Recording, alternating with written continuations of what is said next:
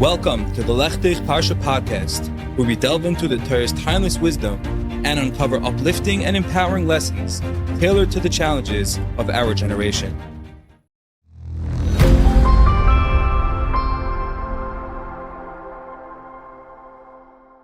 Pleasure to be back.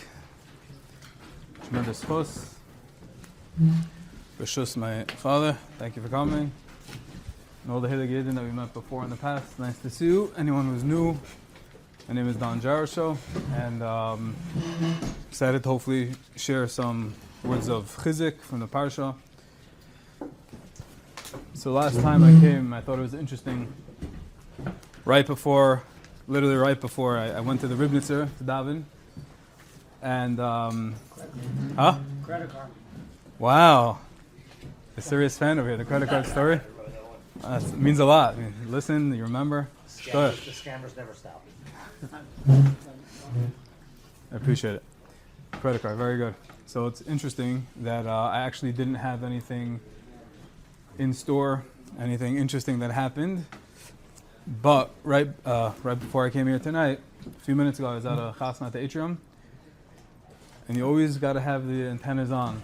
What people are saying, looking around, drawing chizik from day-to-day life. So we pull up at the chasana, and of course there's Bachrim. And a bunch of Bachrim jump into a car and say, Chaim, let's go. Chaim says, where are we going? He says, we're going to the Ribnitzer. So I said, let me start listening. It's not the Ribnitzer Maisa. He said, Chaim, let's go. The Ribnitzer is Pali Shuis. Hop in the car. He said, okay, let's go. So either we can just gloss over those things and say, okay, nice, cute. Or we can draw something, take something from there that it's not a mistake that the Ribnitzer is Pali Shuis. But there's something much greater, much more powerful that created the Ribnitzer, that enabled the Ribnitzer to be part of those Yeshuas. His name is the Kadosh Baruch Hu, and I don't know what to say other than you look at the news these days, and it's a very sad, eerie, dark place to be. World news is going on at Israel. Unfortunately, there's fallen soldiers came out every day. What's going on in Eretz Yisrael and Yerushalayim? And especially, there was this big... Yes? And lastly, there was unfortunately a tremendous tragedy that happened here in Monsey, Pomona. There's something there was a curry that went around about the bikes recently, without getting into any details, but it's something that we all have to learn from and see what we can take out of these awful besuras, these awful tragic occurrences.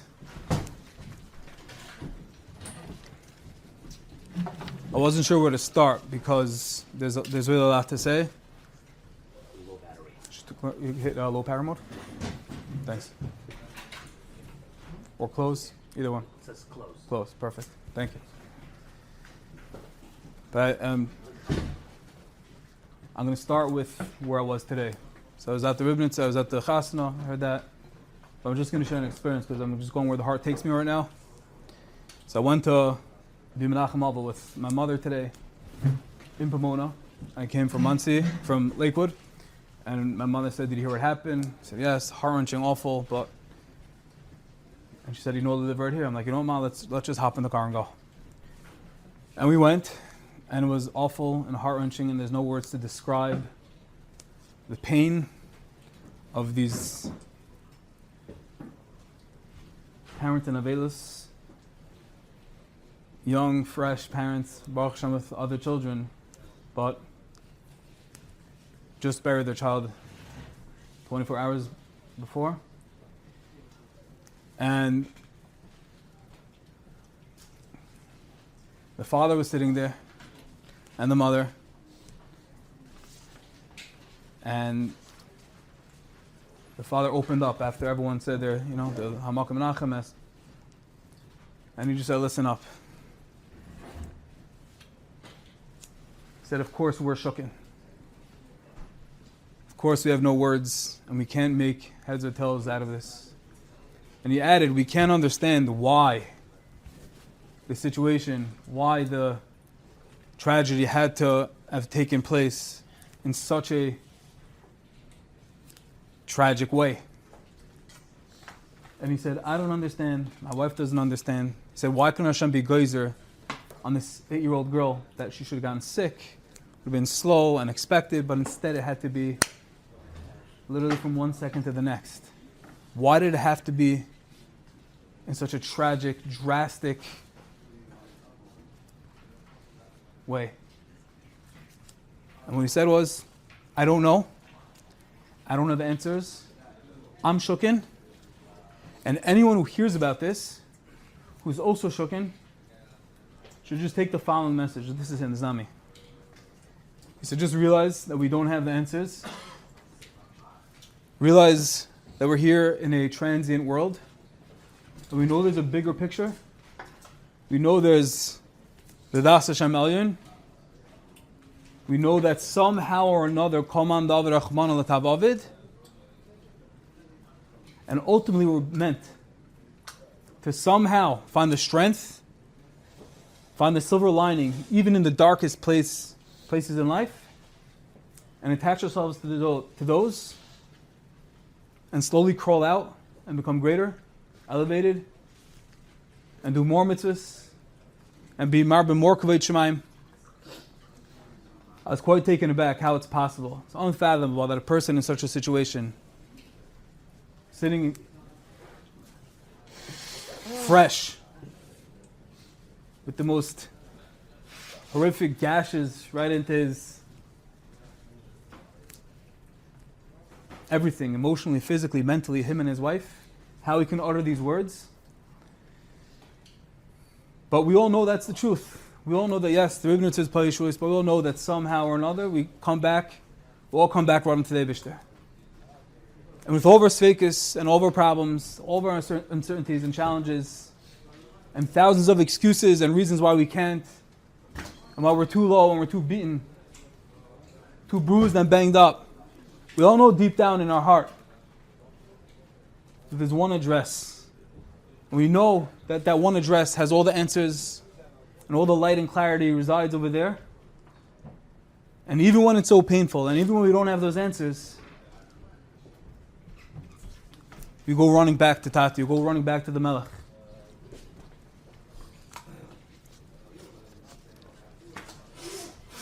What does that have to do with this parsha? I wasn't sure, because I already had my shtickle prepared for this. But after I heard this from him, I knew exactly where exactly it manifests. It's quite mind-boggling how Hashem sometimes orchestrates these things. You have a shtickle and it's about one thing, and then this thing happens, and all the beauty of Torah is that everything comes together. Everything really conglomerates. And there's never a stira, because when you're chasing the emes, when you're pursuing the emes, it's never hard to make two things that seem not to have a shaykhis, to make them jive, to make them shtim. So I was just telling you about a grieving parent, parents in new city. And we always come back to the Eibishter. And this week talks about Beha'aloscha, beautiful things, the Klei Mishkan, Misleinin, MK, Misleinin, we can have a shaykhis, the complainers. Shouldn't be complainers, of course. What does that do with Mizbech, the opening parsha, the opening parak? Beha'aloscha Saneris, Amopnei Menorah, Yair Sheva Saneris. Opening pasuk. Though the menorah should be meir, it should be a light. And who constructed the menorah? Who was it? It was Betzalel.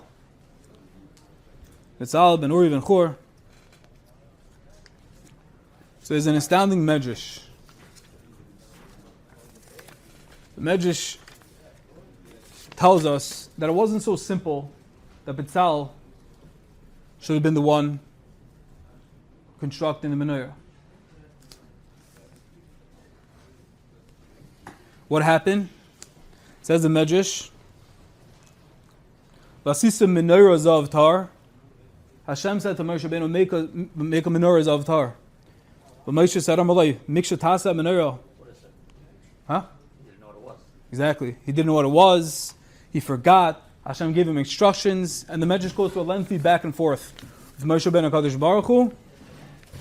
And then at the end, Hischil Tama v'Amar Kama Pamim Harul HaKadosh Baruch Hu v'niskashti l'asaysa. Moshe Rabbeinu was bewildered at himself. He didn't understand. He said, I'm the greatest, he didn't say this, but he said, I'm the greatest person, I'm the Manog of Klal Yisrael. How many times does the Eibush have to tell me the same thing over and over? Miksha should be banged out, should be Zav. All the instructions are very clear. And why am I having this? What's the obstacle over here? What's stopping me?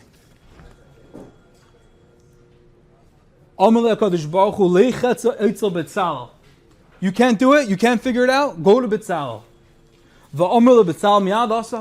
And somehow, which needs an explanation, B'Tzalel, snap of a finger, no questions asked. He didn't need to regain clarity. He didn't need a back and forth. Miyad asa, tells us the Medrash. Hischil Tama v'Amar. The Moshe Rabbeinu again was upset himself. He said, I can't believe this. I'm trying so hard. I heard the instructions over and over. I met the Shekhinah itself. You, B'Tzalel, you never did. How does it make sense? And the Medrash says, B'Tzel kel ha'isi oimed k'shehar l'kadosh baruch hu asiso l'fikach k'shechar beis hamikdash nignez ha'menorah. Says the Medrash concludes that there was a special element, a special thing that Moshe Rabbeinu, even he was zeicha to, and that was the B'Tzel of Kel, the divine shade, which is the name of B'Tzel in the shade of Kel, of God. And through that closeness, through that experience that only B'Tzal was zeicha to, that Moshe Rabbeinu was not, he was zeicha to build the Mishkan. Okay? As I state in, he was zeicha to build the Menorah. So it sounds straightforward. Understand? Okay. Moshe Rabbeinu couldn't do it. He had all his questions. He was upset. He was frustrated. But B'Tzal had this extra siyata d'shmaya, this extra revelation, and he was able to go ahead and build the Menorah. The guy Rabbi, the Imre Emes, asks the kasha. He says, I don't understand. He says, L'maisa, it's a beautiful medrash. Tells us the back and forth between HaKadosh Baruch Hu and B'Tzal and Moshe. But he said, at the end of the day, Moshe Rabbeinu was like, Kam b'Yisrael k'Moshe Oid. So as much as the medrash is justifying and explaining how it's possible Moshe Rabbeinu did it and how B'Tzal did do it, Moshe didn't. He said, I still struggle, says the Imre Emes, to understand the Maisa. What happened? What was Moshe Rabbeinu missing? What's the shot in this whole back and forth? There were three things he didn't know. It was Chodesh, Menorah, The Gemara, and right. Machzah Shekol. Exactly. Right. Each one. Then right over there, he went to. He was a tafas on the kisei hakavod. Right. That's Purim Torah. Very good. So this kasha, we have the medrash, we have the kasha from the Imre Emes, and the Imre Emes says it's brought down in the sefer. It says for 40 years he didn't understand. He didn't have a clear understanding of this medrash until he received the answer in a very unexpected way. What happened? Listen to this Maisa. Says the Imre Emes.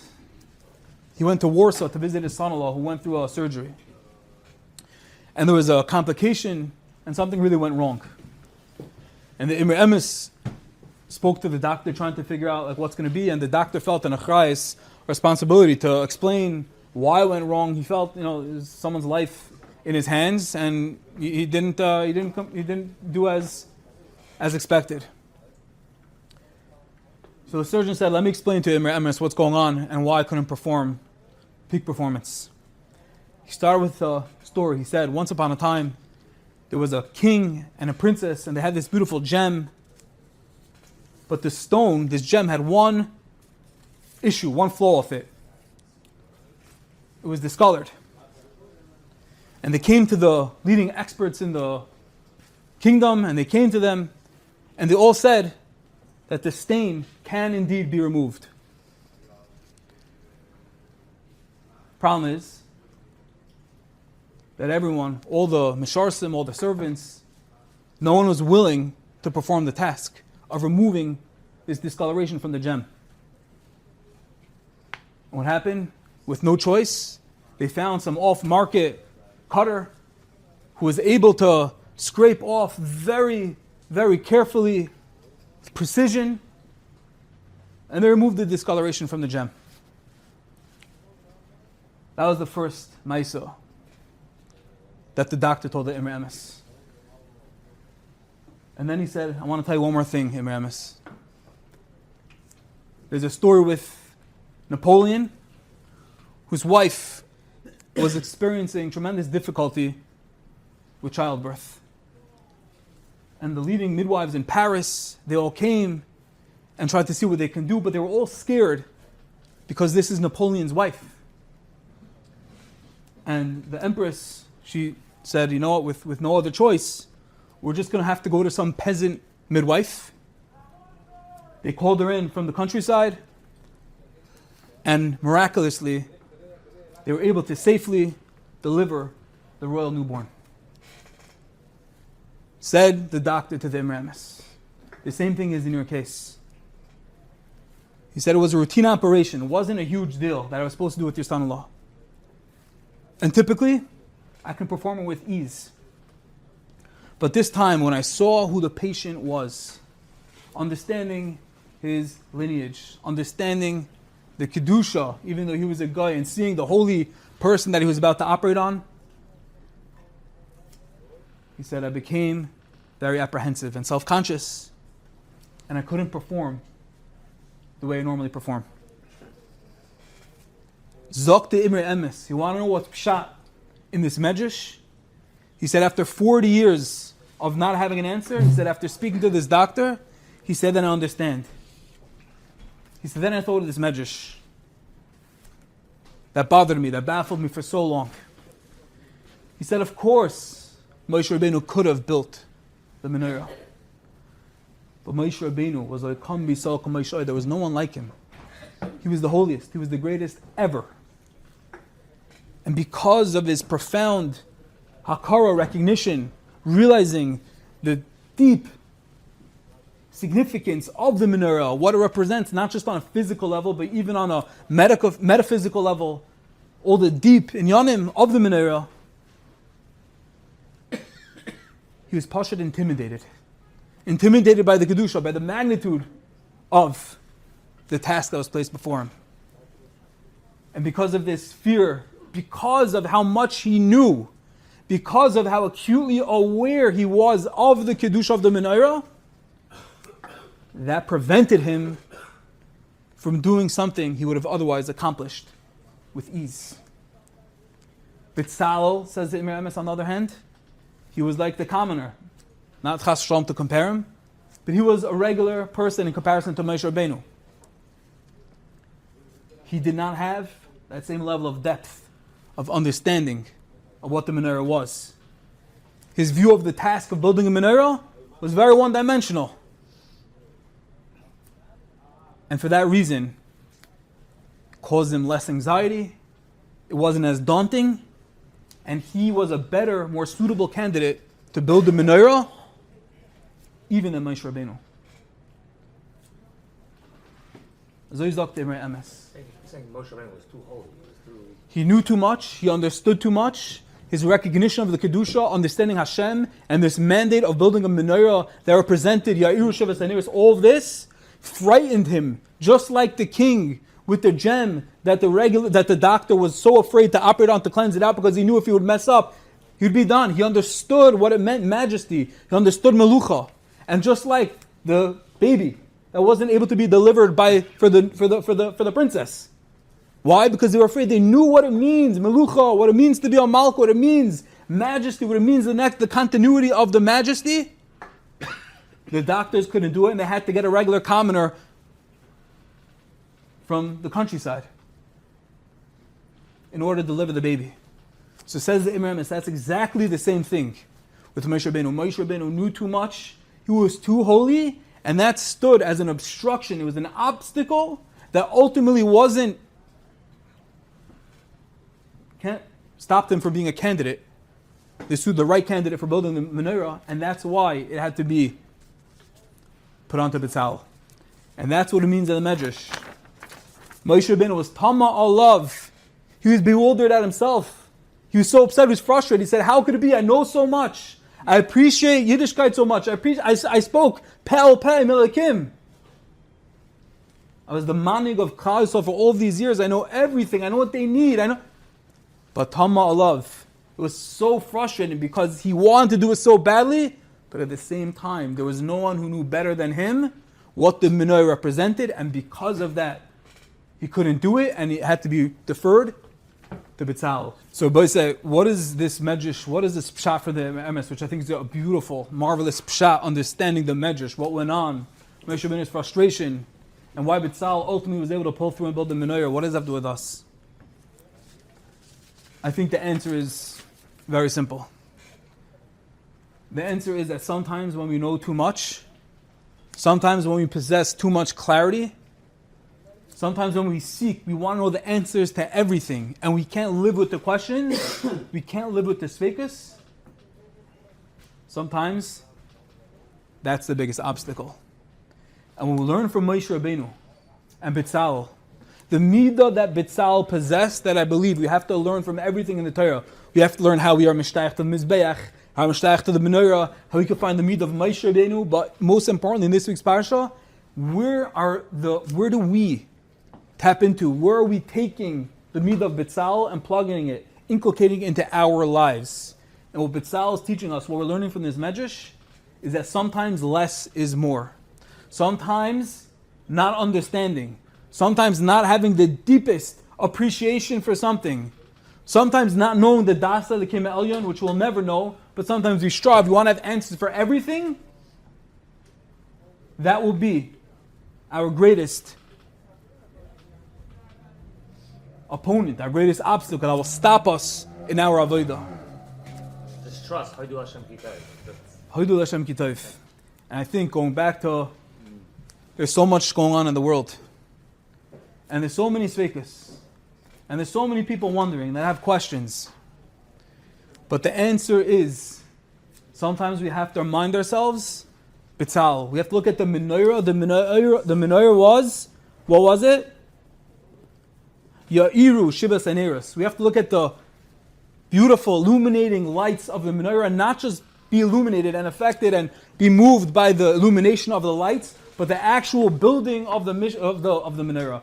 How it was set in motion, how it was constructed, and it was this whole back conversation, this whole with Moshe Rabbeinu and Betzalel, and we realized that Betzalel was only because of him that he settled for less, that he was okay, that he was a little bit restricted, that he didn't have access to everything, and that's what gave him the ability to build the Menorah and to help us keep on shining and remember we're always to come back to.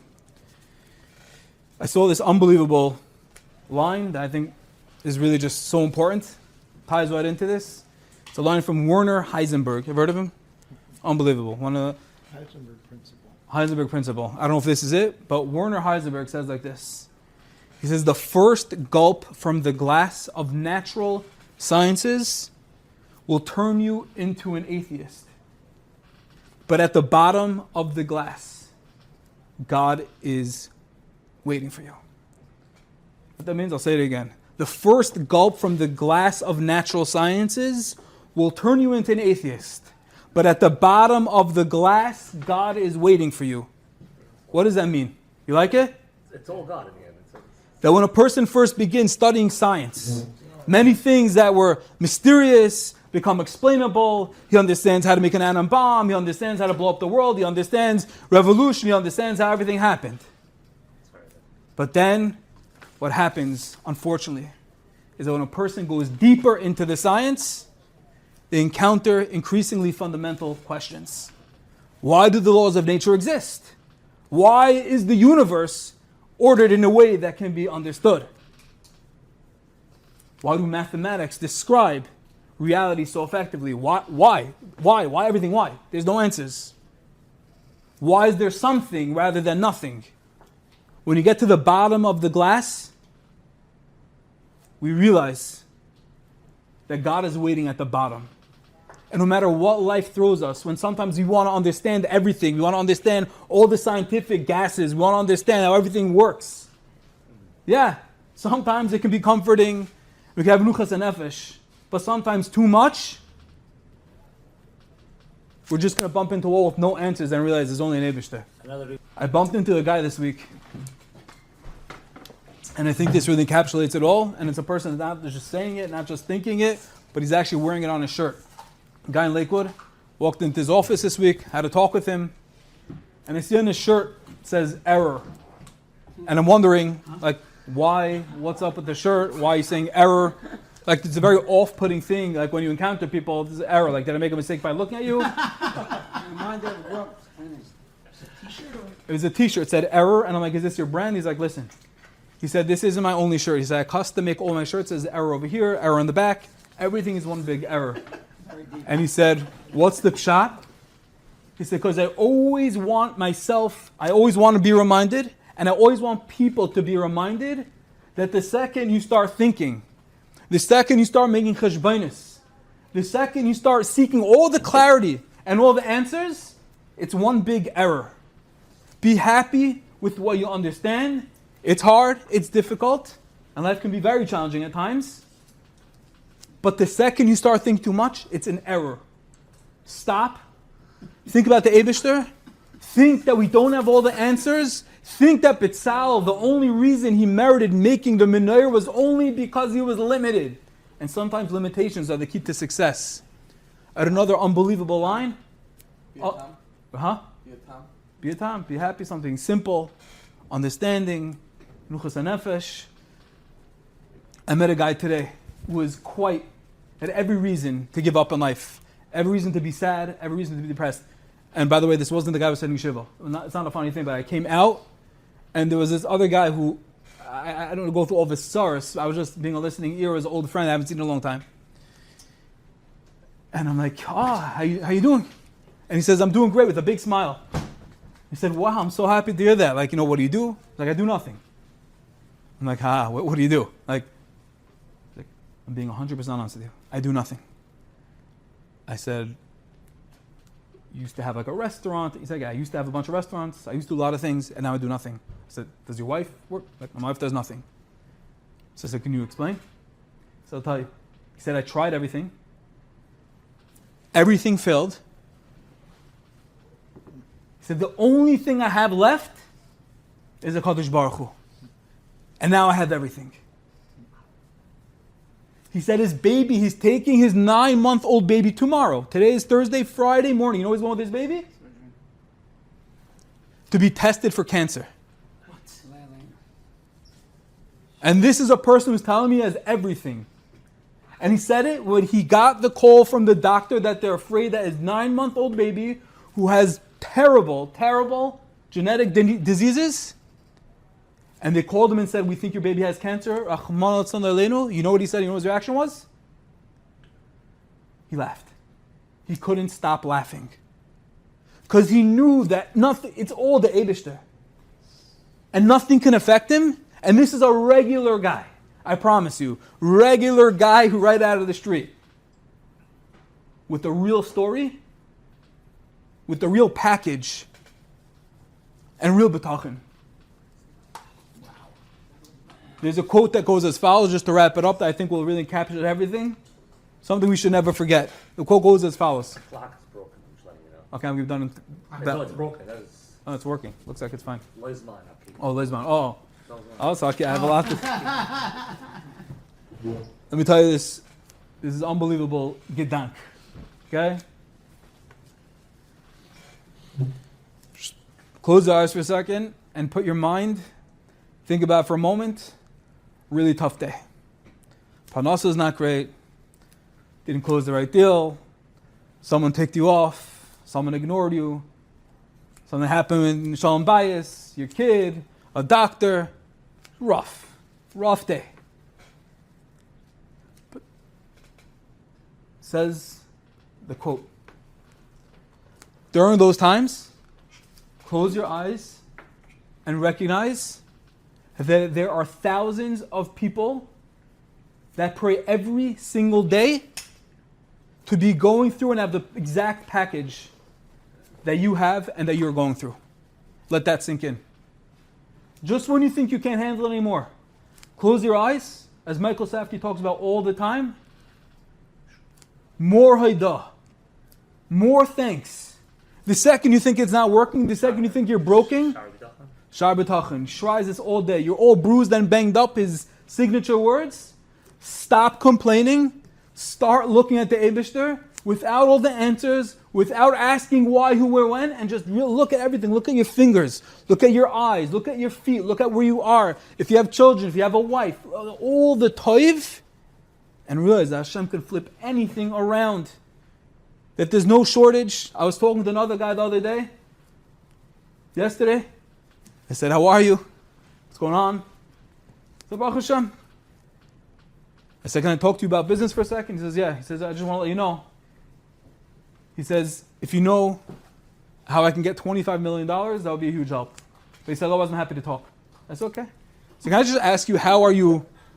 He wasn't kidding. He'll see this and I'm going to show it to him and he can verify it. Guy lives in Monsey. And just the bitachon of some people, we all go through these things, but it's just inspiring and we always need to be reminded that there are regular people that go through the same things. And I just said, listen, Rabbi, the $25 million is not a big deal. It's not worth your pinky. It's not worth your eye. It's not worth neshima. Not worth one breath. And if Hashem is sustaining you and giving you all the good, your wife and your kids, and everything until now, as the Chavez Bavas talks about all the time, yeah, 25 million sounds like a lot, but HaKadosh Baruch Hu is Ein Sof.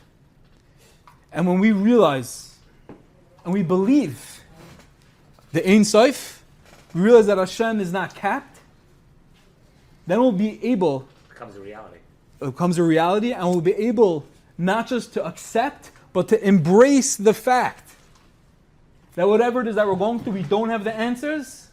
That whatever we're going through, yes, it's a challenge, but HaKadosh Baruch Hu is holding me. He's got me. He's my biggest fan. He's rooting for me. He wants my best. Like an only child, as Rav Shimshon Pincus always talks about. Like an only child. Ben Yachid, Bas Yachid. We keep this all in mind, especially as we hear what's going on in this crazy world. Sad world. And we're here trying to do our best. And learn later on a Thursday night. And be mechazik ourselves. And come back to our wives and kids and pump them with chizik. We remember, we come back to the timeless wisdom of the Torah. Just read these words again. Moshe Rabbeinu had the same question. He said, I know everything. I don't understand why I can't make the Menorah. I don't understand why it's hard for me to do it if I'm the greatest person. And I know everything. You, B'tzal, you don't know nearly as much as me. But you were on a lower level, not pel, but you were B'tzel kel. And because of that limitation, that was the impetus. That was how you were zeiche, to conquer, to achieve, and to build a menorah. And for us, we're all here to build menorahs for ourselves, for our wives, our children, our families. We're all on a mission, and we all are able to be mishtaich to the mid of B'tzalel. And when we do so and say, Eibishter, I know you're everything, I know you're the Kol Yachol, I know you can turn anything around, and I know I'm not going to have all the answers, and I know it's shver. And thinking about that child, Nebuch in Pomona, and a father is able to say 2 hours after, 2 days after, whoever shooken, just take it and run and do something better, do something more, be mar b'kavei shemayim. That's B'tzal. That's saying I don't understand, but I'm okay. That's saying I'm limited, but I'm still going for strength. I'm not going to grumble. May these words be a chizik. It's a chizik for me. And it should be a zechus for this young girl whose name is Shendel Bas Reb Chaim Yehuda Leib. May her neshama be in the Zeisher for all of us. May she have an aliyah. And may we ultimately be zeicha before we go into Chodesh Tammuz, which is Shachar Beis HaMikdash. We should only be zeicha of Binin Beis HaMikdash. We shouldn't think about the 3 weeks. We shouldn't have Shavasa or none of that. We should say Beis HaMikdash soon because we can't handle it anymore. And even though we're there, we know that Eibishter is going to take care of us. We should all dance together with the arrival of Shir Tzedkeinu B'mir V'minu Amen. That's it. Unbelievable, no?